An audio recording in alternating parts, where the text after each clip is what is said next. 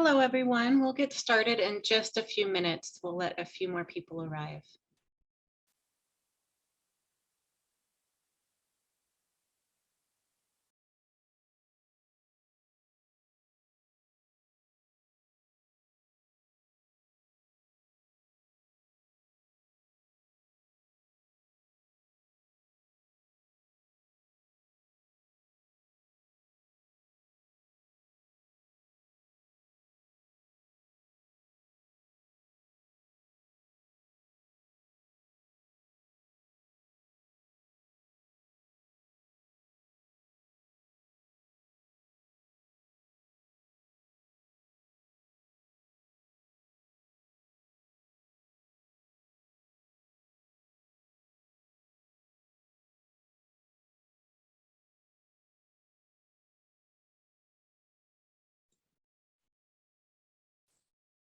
Okay, so hello, everyone. Thank you so much for attending our webinar. The presentation is being brought to you by the Society of California Archivists Education Committee. My name is Adrienne Story, and my co-hosts are now Christine Kim and Matthew Caselli.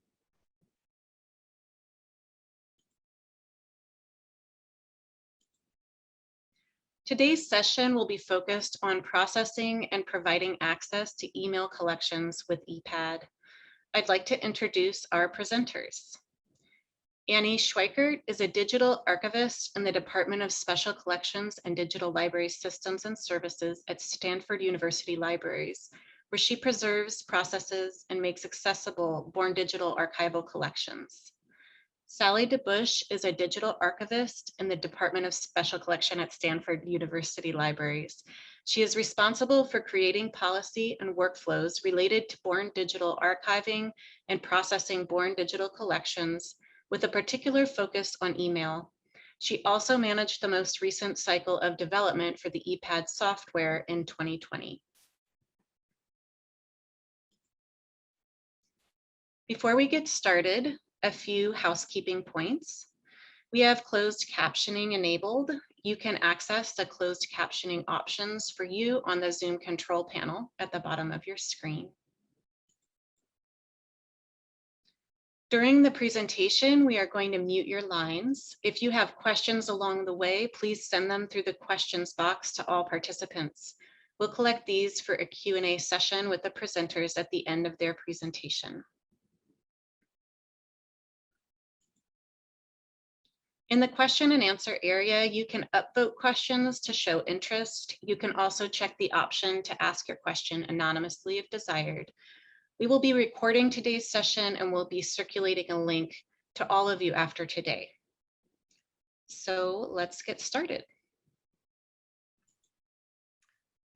All right, thank you so much, Adrienne, for the introduction. I'm Annie Schweikert speaking, and I'm presenting today with Sally DeBush, my fellow digital archivist and the manager of ePADD's most recent development cycle, as Adrienne said.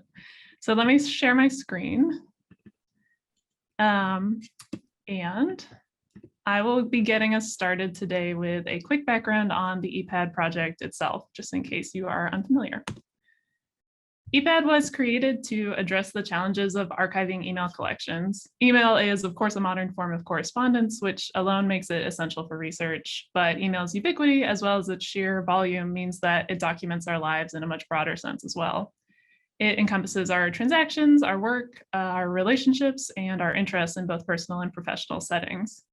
Repositories around the world are increasingly acquiring email archives of historical significance, but few repositories provide access to email archives in any programmatic way.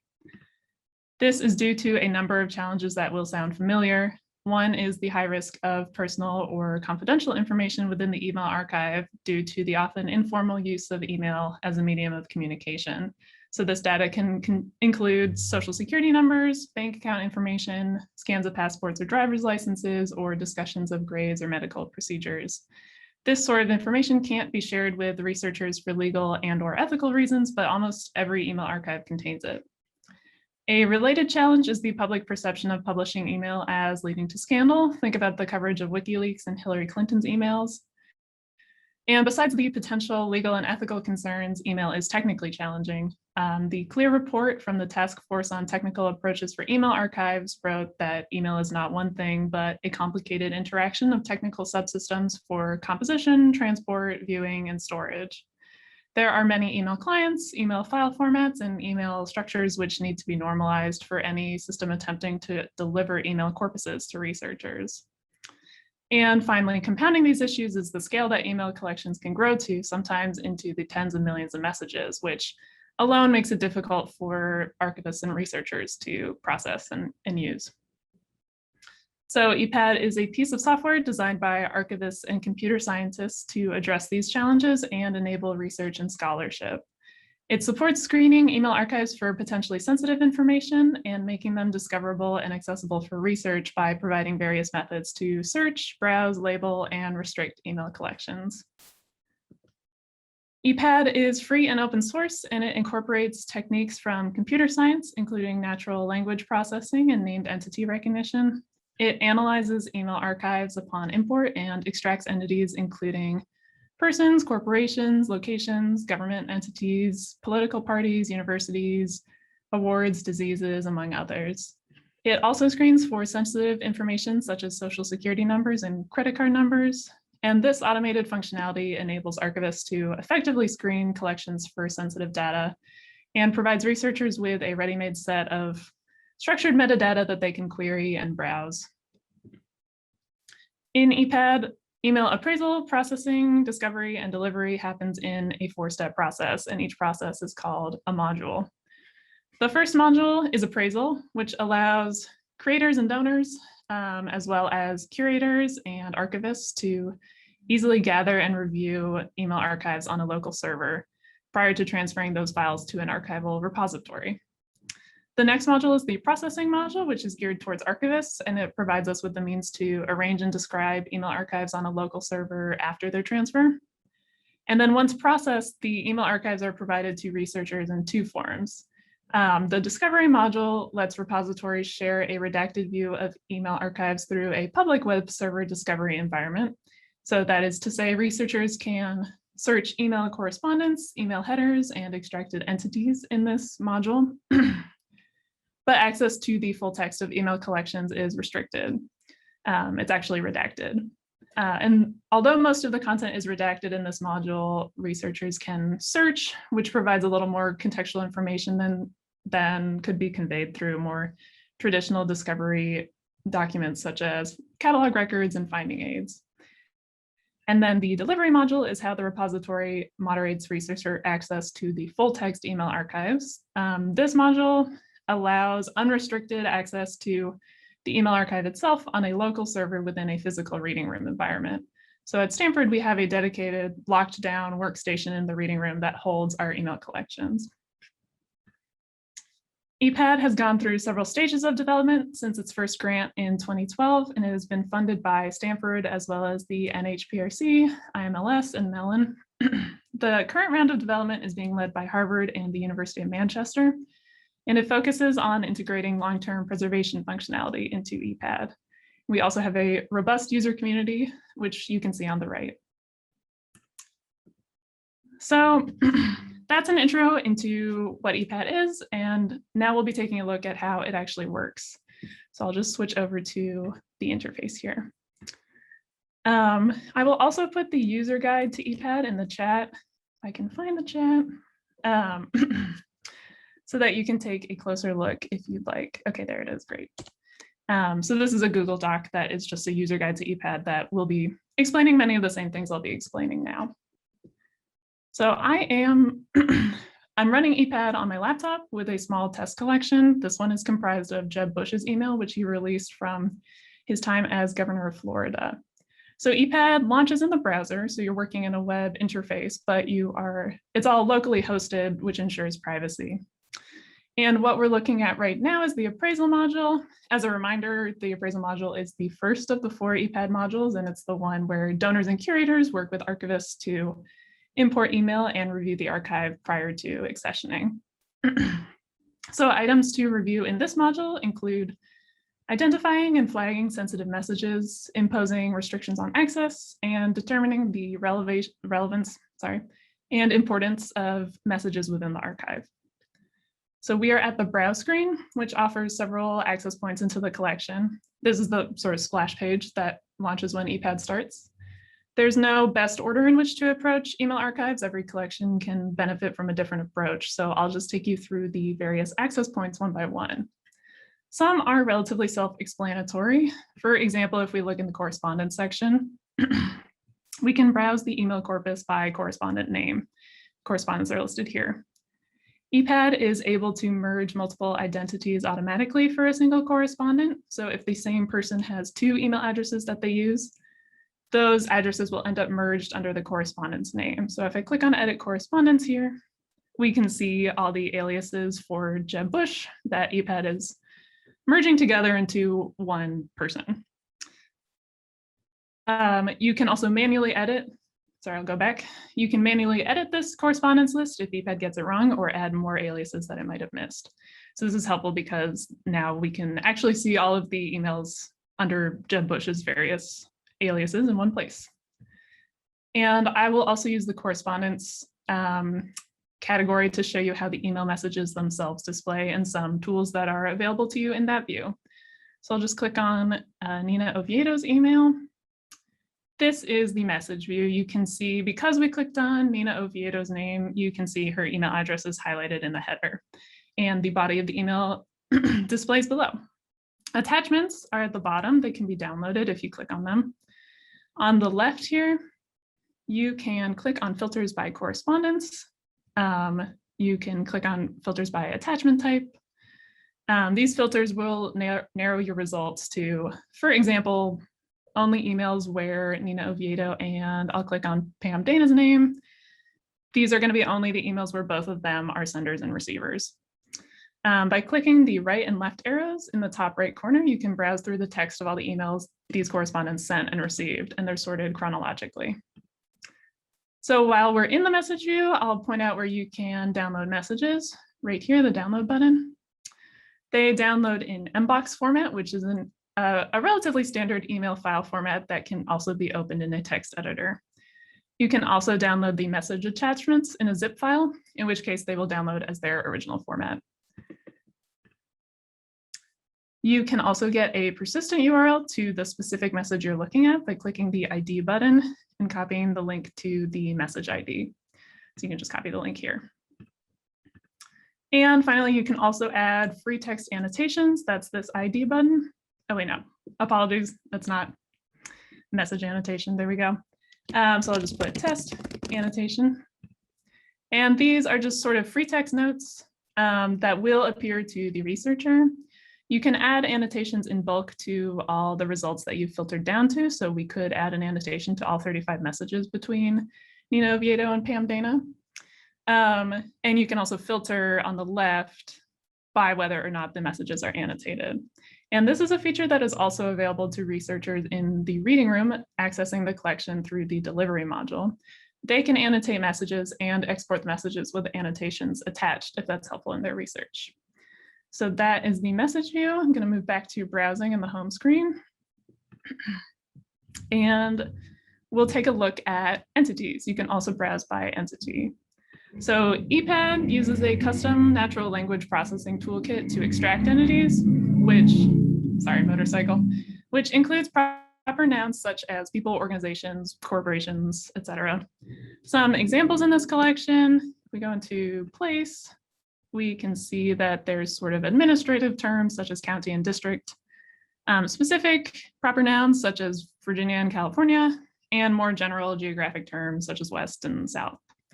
So if we choose an entity such as California, we'll be launched into the message view of all the messages that mention California. Pardon me 1 second as it loads. So the entity name is highlighted in yellow within the body of each email that concerns it. California, California, etc. In the processing module, which is the next module after this one, appraisal, we can also actually match these entities as well as correspondence to authority records. ePADD will automatically suggest authorized linked data entries that you can choose to accept or correct. So for California, it might suggest matching authority records from Library of Congress, OCLC, and other authority sources. Back to the browse screen briefly. So you can also browse by attachments. Image attachments can be reviewed in a gallery format. They're displayed chronologically and they're deduplicated, which is something ePADD does automatically during the ingest process. You can also view all the attachments. Other types of attachments that aren't images must be downloaded to be viewed. So there's no native viewer for text files, for example. On the left, you can see you can filter attachments by file type, as well as by size and correspondent.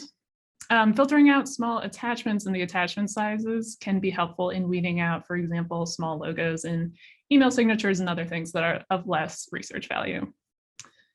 So while these are definitely illuminating ways to browse your materials, I spend the most time by far in the lexicon search and the labels categories. So we'll go into the lexicon search first. The biggest challenge with processing an email archive is ensuring that we've restricted all the personally identifiable and legally regulated information, such as social security numbers, discussions of grades and transcripts in the academic world, privileged legal or medical information.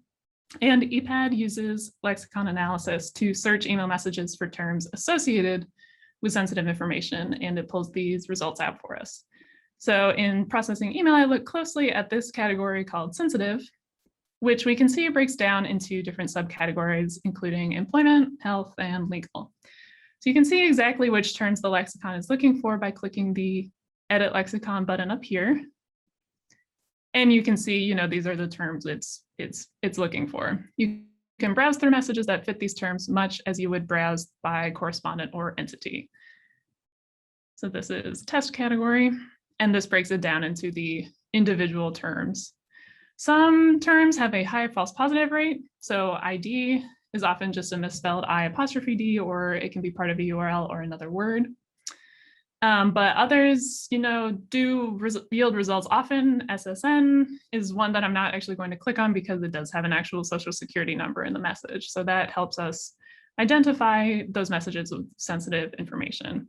I would say the bulk of my time here is spent looking through these messages, weeding out false positives and restricting the messages with real sensitive data. And I'll go into how to restrict messages in just a minute. This process is pretty time consuming and of course also consequential. If we miss anything, sensitive information becomes available to researchers. But on the other hand, if we blanket restricted all the results, we'd restrict a lot of messages that don't need it and make the archive artificially much smaller. You can also imagine that there might be particularly sensitive or personal information specific to a donor or collection that ePADD wouldn't find in these more general categories. So as we're processing and we come across messages that strike us as sort of borderline or, not necessarily flagged by ePADD, but maybe sensitive given the context of the collection, Sally and I tend to set those aside for further discussion with the collecting bibliographer who might be able to offer more insight into the context of these messages or describe categories of sensitive topics that we might have missed. So when we encounter a message that we want to restrict, we label it with a restriction label, and that's here in the labels category. So I go into create label. I will give it a name. I'll just call it PII. For personally identifiable information, choose a label type, and write a description, personally identifiable information, and then we choose a restriction type. So if you close a message until a certain date or a certain number of years from the date when the message was sent, ePADD will be able to recognize when the restriction period has expired and will be able to act on that restriction. So if I set years from date of message to 75, and I set it for a bunch of messages, ePADD will identify those messages after 75 years from the date of the message have passed, and ePADD will indicate that they can now be opened. You can also set a specific date in the future at which messages should be released. If you choose until date restriction type, and this can be useful for more specific restrictions and embargoes. And then on the other hand, if you choose not actionable, the restriction label will close a message indefinitely.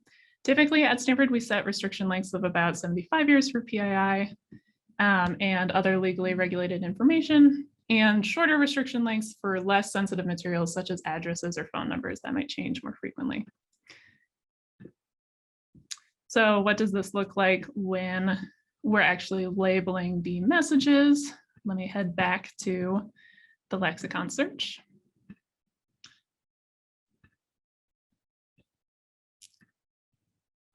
So we go up to the upper left corner where labels are, and so there are a few things you can do here.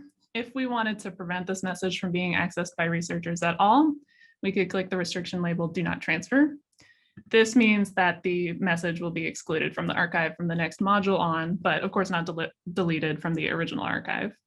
If we thought this message was okay to keep in the archive for in-person research, but we did not want it to appear in the public online preview, even redacted, we could instead click transfer to delivery only, which exports the message to the delivery module, which is accessible in our reading room, and not to the discovery module, which is accessible in its redacted form online. And then you can create custom labels as we just did. If I said this was PII and we're going to restrict it for 75 years, I just label it as such, and now it is labeled machine actionable for ePADD, and it will be restricted for that amount of time. You can also see that there are more general administrative labels, such as cleared for release, reviewed, labels that track parsing or date errors, which ePADD sets automatically. And we can label individual emails or entire groups of emails. So for example, if I reviewed all these messages and found that they were all fine, I could choose to flag them all as reviewed. This is done on the right in a bulk label action where I can set or unset messages or labels for all messages. So I'll just say cleared for release. And when I go back, they will all have been labeled cleared for release. This is useful as messages may show up in multiple searches and we don't want to waste time re-reviewing the same messages. So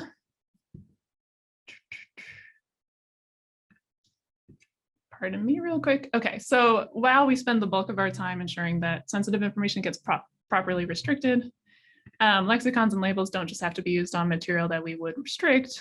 You can see if we are going back to the create label screen, you can also create a general label, and this doesn't restrict the content, it's just a general label. So this can be administrative to track processing progress, or it can be descriptive about the content, such as, let's say, teaching materials, something that will help researchers and processing archivists sort through the archive. Like with annotations, researchers can also create their own labels in the delivery module for their own use as well when they've been looking at materials. So while the sensitive lexicon is definitely one that I focus on, there are also several other lexicons that highlight different content within the archive. So for example, the sentiments lexicon here performs sentiment analysis on the emails and pulls out messages that convey a particular emotion or life event, as you can see here. ePADD also includes a variety of lexicons that were developed by members of a lexicon working group, which analyze email from different persona. For example, staff from Duke here created a lexicon for an academic administrator with several subcategories. It analyzes email for sensitive academic terms. And you can see here the sorts of terms they're looking for include tenure denial or performance review. And you can create a lexicon from whatever persona you would like. It's just a text file. You can add lexicons, you can edit lexicons. They can be as specific as you like. For example, this first lexicon in the list is for an artist, and it actually goes into specific artwork titles and biographical details. And so that was created like for a very specific email processing project. And this is something that curators and donors can especially help with. So returning to the browse screen, I'll just go into the couple other sections that are here. Reports gives you technical information about the import of the archive, the number of messages, the date range of the messages, any potential errors that have been identified by ePADD, such as missing headers or dates. and messages and attachments deduplicated by ePADD, which happens automatically. And up at the top, if the browsing doesn't find you what you would like, there is also a search bar. And ePADD supports 5 types of search, which you can see here. The simple search searches across message headers, which includes correspondence and subject lines, also message bodies, and the text of all document attachments, which is helpful. Advanced search offers several more filters, including whether messages have been labeled, date ranges, correspondence, attachments, etc. Multi-entity search and multi-term search allow you to search for multiple search terms at once, and similarly, a correspondent list search will let you search for multiple email addresses. So I'll do a simple search as a demonstration. I'll search helicopter because I know there are results, and we can see the results. So you can see the message view here. You've got your search term highlighted, and you can browse through all of the messages that meet the search term. So this is also helpful if you know that you're looking for material flagged as potentially sensitive that ePADD didn't necessarily draw out into its lexicons. So that's an overview of what we are looking at on the back end. Hopefully it wasn't too much of a whirlwind. I will just check for questions now quickly before I let Sally describe how we work with donors and researchers. So if anyone does have questions right now that they would like answered, I'd be happy to take a look. We will also have time for questions at the end. Thank you, Sally, for answering that question in the chat. Perfect.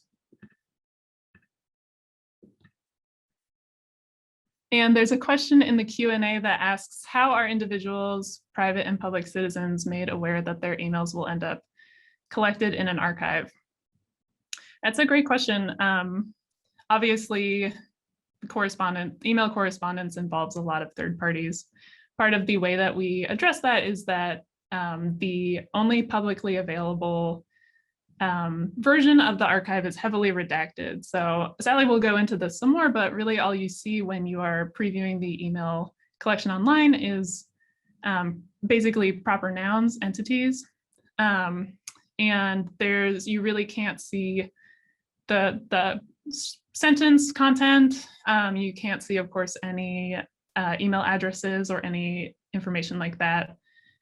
So the way that we address it is by really locking down access to the sort of more identifying details within the email archive. And I think Sally will talk a little more about that. Yeah, that's great, Annie. And I think the only other thing I would mention related to that is that we consider email correspondence as kind of akin to paper correspondence in this way. Like if you write a letter to someone, that letter is now that person's property and they can donate it to an archive if they choose to. So we think of email as being similar to that. I know that for example, in the UK and maybe other EU countries, they do have stricter laws about personal information and privacy. And so they might be obligated to notify people who are present in an email collection before making it available, but that's not the case here. So.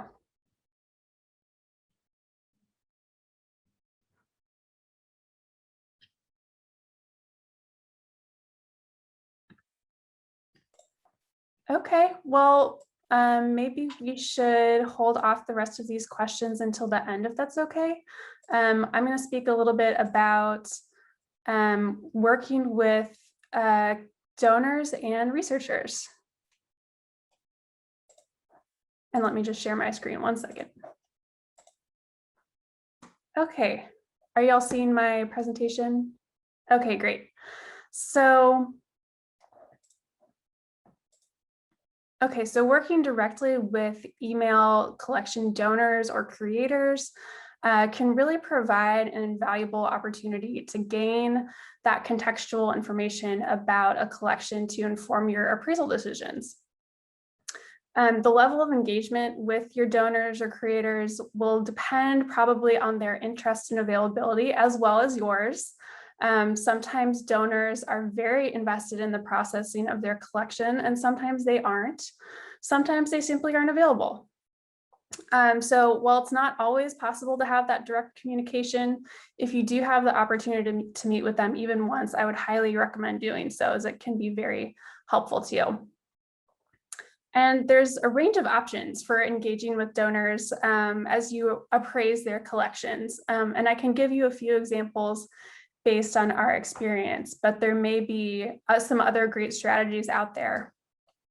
So if your donor is very keen, you can facilitate their direct appraisal of their own collection. And that's really something that ePADD was designed with in mind, to be very user-friendly, even to people who don't have a lot of archival or technical experience.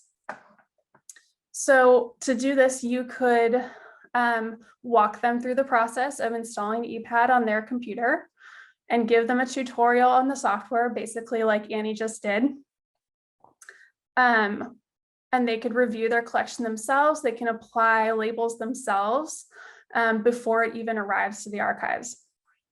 You could also install ePADD on a loaner laptop if you have one available, and lend it out to them for the duration of the project. So one of these approaches might be useful if your donor has the time and the inclination to engage to that degree. For another option that's a little bit less intensive for the donor or creator, you could just have a video meeting where you share your screen and you have ePADD set up, and you can give them a tour of their collection. This will take a little more of your time, but it could be a good option if that direct appraisal by them isn't possible or practical. So if meeting, in person or by video isn't a great option, you could also conduct sort of an interview by email by sending them a list of intake questions. So this is often really helpful after you've had a chance to look through their collection a little bit, because that often spurs a lot of questions. And so that might just be the most productive point to do that. So things you could ask them could include, whether there are any specific correspondence that they would like to restrict or omit from their collection. Are there specific topics in their collection that they would like to restrict? You could talk to them about the length of time that certain restrictions might need to be applied based on whatever the situation is. So this can be really helpful in kind of taking that burden of you having to make all of these decisions, and know that they're informed by the creators' ideas. And it's kind of related to that, you could also ask your creator to help you create a custom lexicon for their collection. So Annie was showing how you can create an entirely new lexicon. There might be, projects that they worked on, books that they wrote, classes they taught, something like that, that would really merit its own standalone custom lexicon, and they could identify the terms that should be included. That could either help you identify materials to highlight or restrict. So, and I'll just note that I'm speaking about creators, donors, but a lot of these approaches can be equally useful working with curators, bibliographers, or other selectors at your own institution. If you don't have the opportunity to speak with a collection donor, or if that's the typical workflow at your institution, that you communicate with a curator rather than the donor, a lot of these techniques might work for them as well. So I'll pause quickly to see if there are any questions about working with donors before I continue.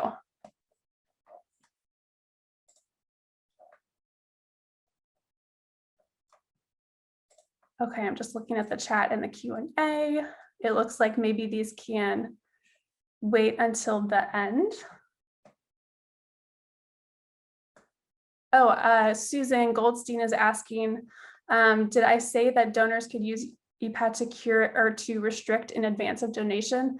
That's correct. So within the appraisal module, there's an option to, there are several preloaded labels in that module. One of them is do not transfer, which is a little bit different from other restriction labels, because if you apply the do not transfer label, it means that that message will not transfer from the appraisal module to the processing module at all.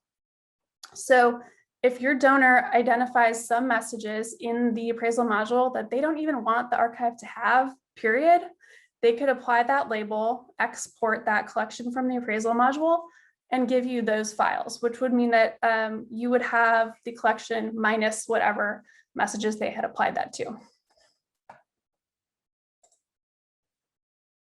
Okay, great. I will move on.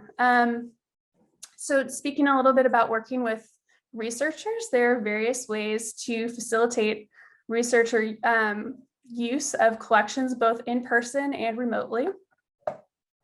So if researchers are able to visit your institution in person, maybe not the case right now, but hopefully soon, you can install ePADD's delivery module on a workstation in your reading room. This version of the collection that's displayed in the delivery module is a moderated view. It's the full text of all the unrestricted messages in the collection, meaning that anything the archivist went through and restricted will not export to that view. Researchers can add labels and annotate messages in the delivery module to organize their research. And they can also export selected messages to take a copy home with them if your institutional policy allows for that. There are also several ways to use ePADD to support remote requests for access to email collections. So if a remote researcher knows which subjects or which messages they would like a copy of, maybe by seeing them in the discovery module online, and they request them from you, you can export a particular subset of messages from ePADD as an mbox file and share it with them, along with any user agreement forms that your institution would require for that. There are also several types of data that can be exported from ePADD and shared with researchers. These include text lists of correspondence, extracted entities, and unformatted text of the messages. So this kind of more raw data might be really useful for researchers for certain purposes. So we spoke a little bit about the discovery module. I wanted to show an example of what that looks like. So to facilitate discovery for your collections, you can also use this module. It's designed to run on a web server to provide an online version of your collection that is redacted. So in this version of the collection, users can only see redacted headings of messages, so no full email addresses are displayed, and the extracted entities from the messages. On this slide, if you're looking at this example, you'll notice that all of the text of the message body has been replaced with dots. So it leaves only the punctuation and the extracted entities. And even though this is a very heavily redacted view, we still feel that it provides a lot more context about the collection than you could with the traditional discovery documents like finding aids or catalog records. And then final thing I'll note about the discovery module, this year Stanford launched a shared version of the discovery site. So we wanted to allow other institutions to publish their email collection metadata.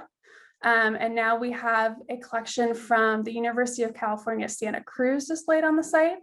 So if you're processing an email collection and you're interested in contributing your processed collection metadata to the site, please get in touch with us because we would love to hear from you.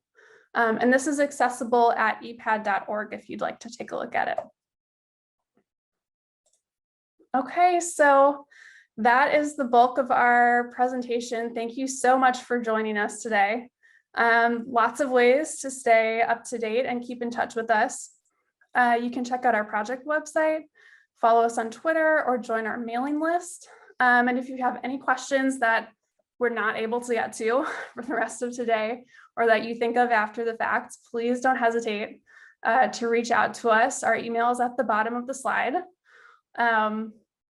We also have a user forum. It's that Nimeo site that is a public user forum. So that's a great place to either ask questions or see what other questions folks have asked in the past. So yeah, I guess with that, we'll just take questions, whatever is left in the Q&A and chat, or any new questions.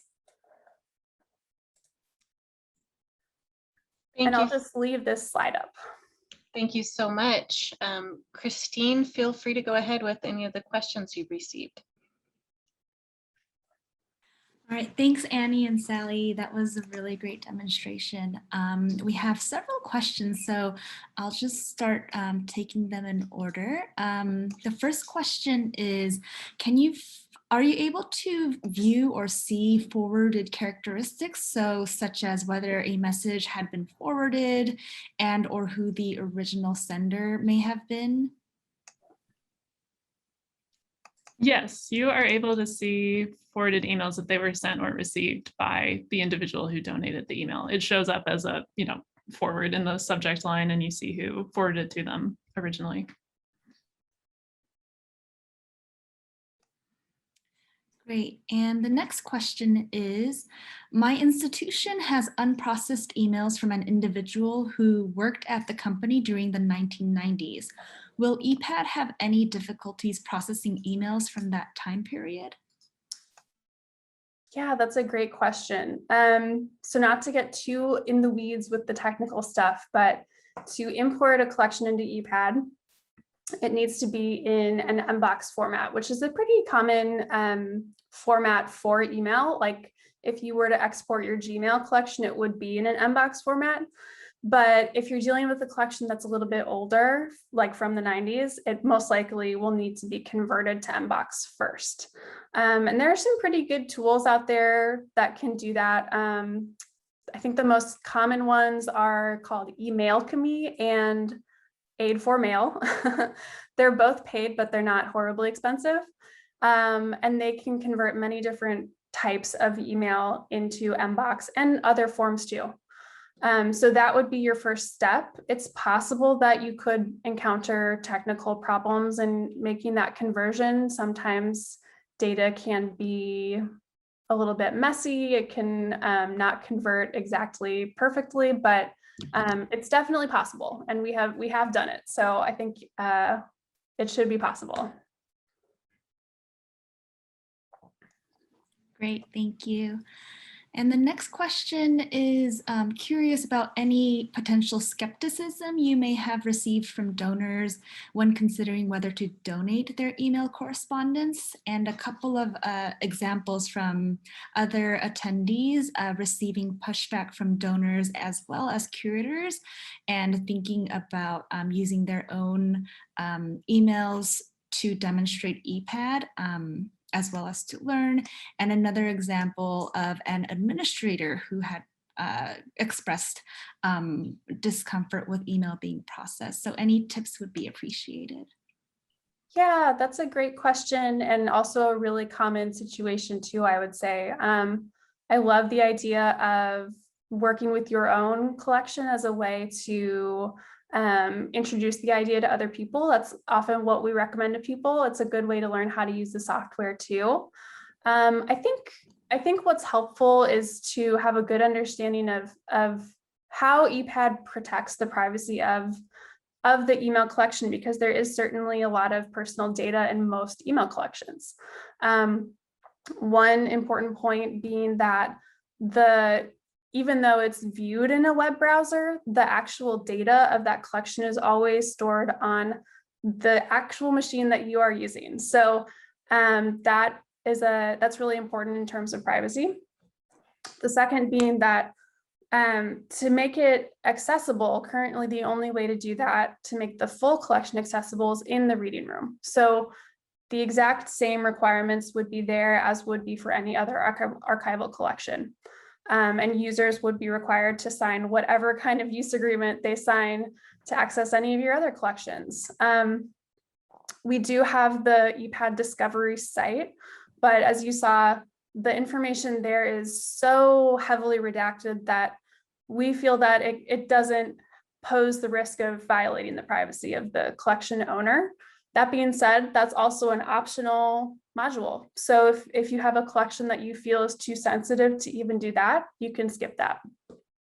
Yeah, I think that's what I would say about that. If others have worked with administrators and have good suggestions too, we'd certainly welcome those tips too.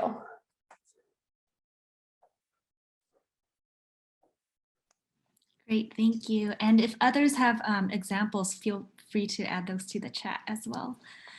The next question is, does ePADD have good interoperability with other digital asset management systems, softwares? Any difficulties or challenges that you may be aware of?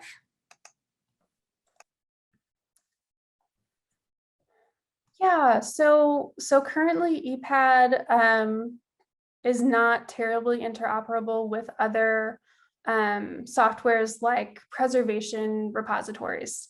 There was a pilot project done a few years ago to provide some integration to Archivematica. So if you are a user of Archivematica, I would recommend taking a look at that to see if it could be useful to you.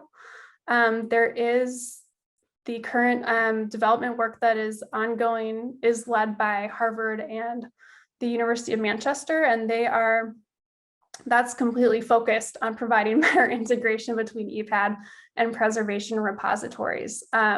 So by the end of that project, which I think is running through about this time next year, there will be more robust export options for your collection to make it easier to import into digital repositories.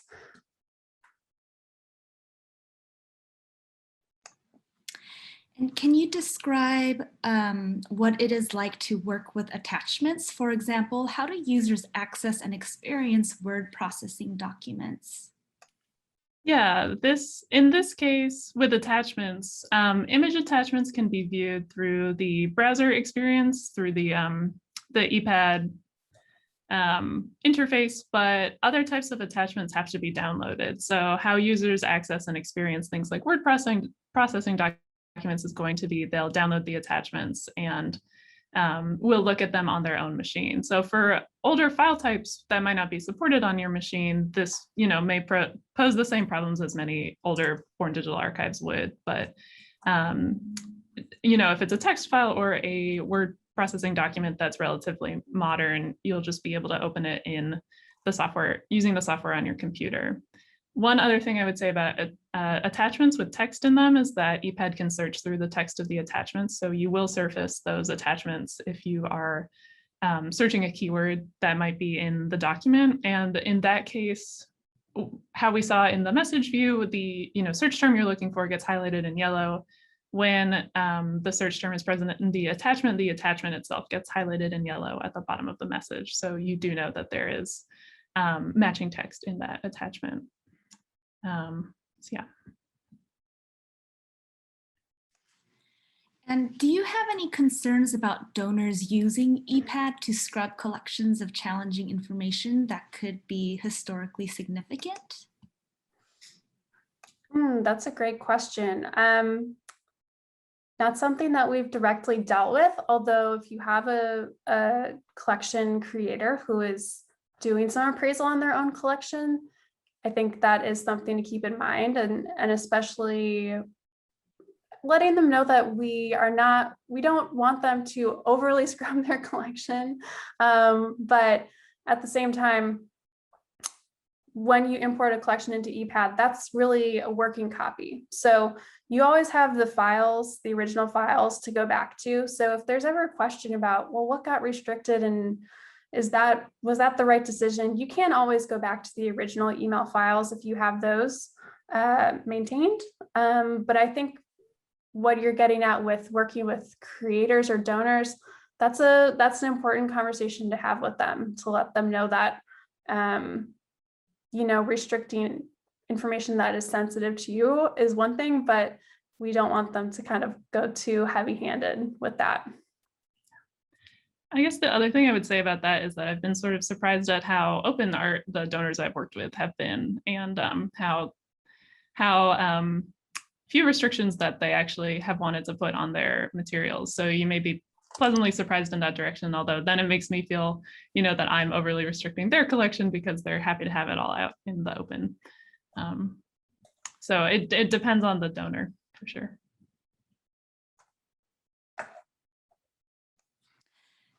Do you have links to examples of a collection that may comprise both physical and email? Yes, I can find one. If you want to move on to the next, and I'll put some links in the chat.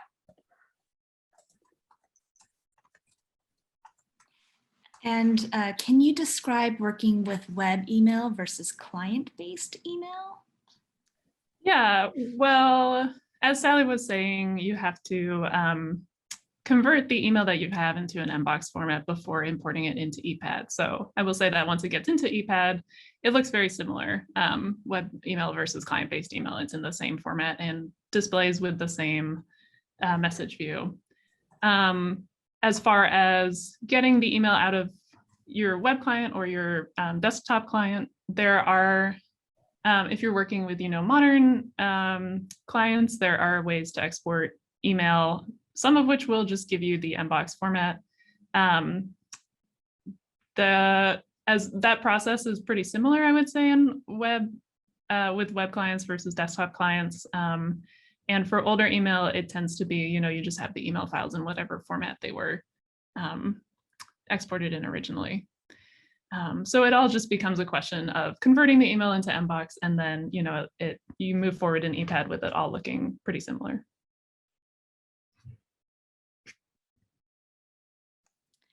And does ePADD also capture and import Gmail chats?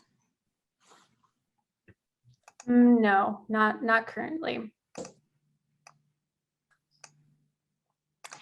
And do you apply a different or possibly lower level of risk tolerance when processing email collections versus traditional collections?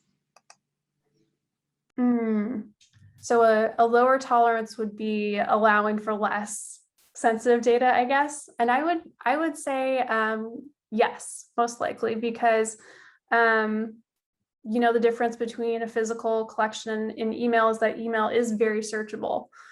So we have a lot of power to identify the sensitive data, and so do researchers. So I think we do have to set a higher bar. And I would say that's what the bulk of my time in processing collections, maybe Annie would agree, is doing that work of trying to identify all of the potentially sensitive data and properly restricting it. Yeah, absolutely. It's especially because, it's both searchable and publicly accessible when it's in the discovery module, even heavily redacted. I definitely am aware that people can, access it at a surface level, but still access it outside of the reading room. So I think I do tend to apply a sort of more stringent analysis of, risk there. And there's a question that came in through the chat box. Are you able to redact attachments such as Word documents using ePADD? Yeah, so currently, if you have a message that has an attachment that you need to redact, your only option is to redact the entire message. So it would be wonderful to have more granularity with how you can redact, but right now that's the way to do it.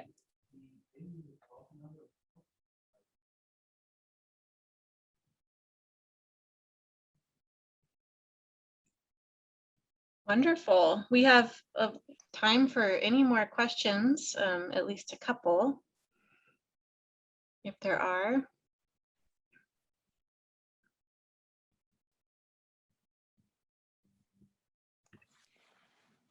There's another question that just came in. When things are redacted, can you see it was redacted? No. So if a researcher is in the reading room using that version of the collection, if you had redacted messages, they simply wouldn't be present in that set. And so what we try to be really thorough in doing is providing a good explanation in the collection notes or the scope and content notes about how many messages were redacted, for what reason generally, and when they'll be made available, because we do feel like it's really important to provide that transparency to researchers that there are messages that they aren't able to access at this time, so that they have a good understanding of that.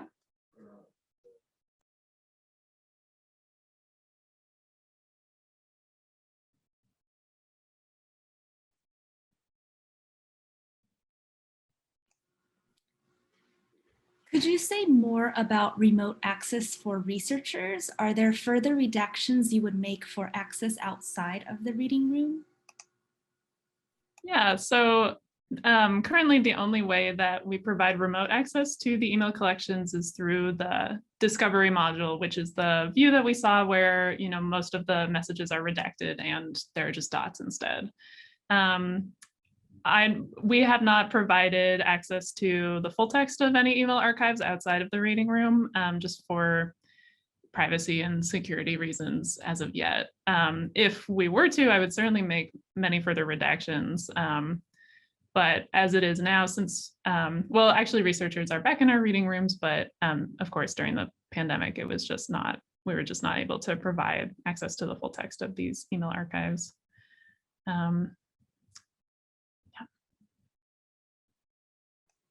And I think this is a follow-up question for a previous response, but in terms of documentation around redactions, does that take place within or outside of the ePADD system that you all are working with? So it could be both. So within ePADD, there's a screen that allows you to input information about the collection. That's kind of akin to the finding aid front matter. So you can create a scope and content note, a bio note, a general notes section. And we typically include the information about redactions and restriction time periods there. We would also duplicate that information in a finding aid just so that it's in at least 2 discovery points, but you can do it within ePADD.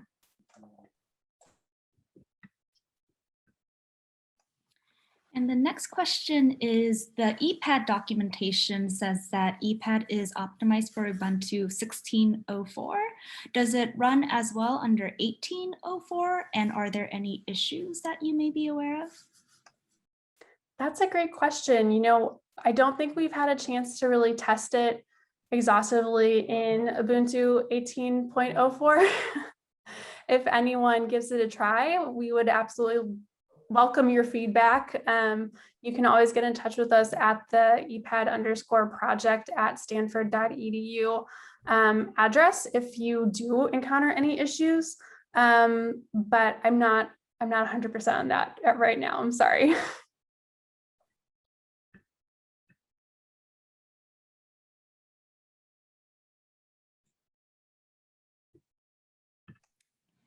And a question that came in through the chat, are there some specific steps that you may have outlined or have documented that takes you through ePADD to a finding aid?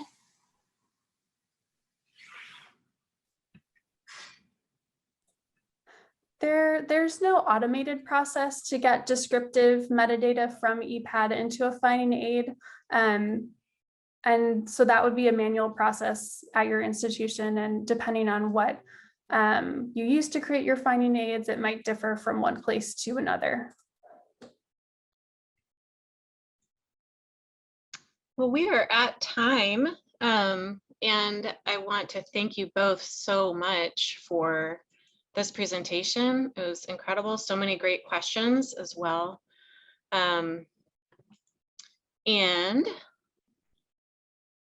We'll be circulating a link to the recording of the webinar and the slides. So please feel free to circulate the information to your colleagues when that comes through. And if you have a minute to spare right after this webinar, we'd really welcome your feedback through the survey that will automatically pop up when you leave the webinar. Also, if you have any suggestions for our next webinar, please weigh in. You can contact the Education Committee at SCA. Thank you so much.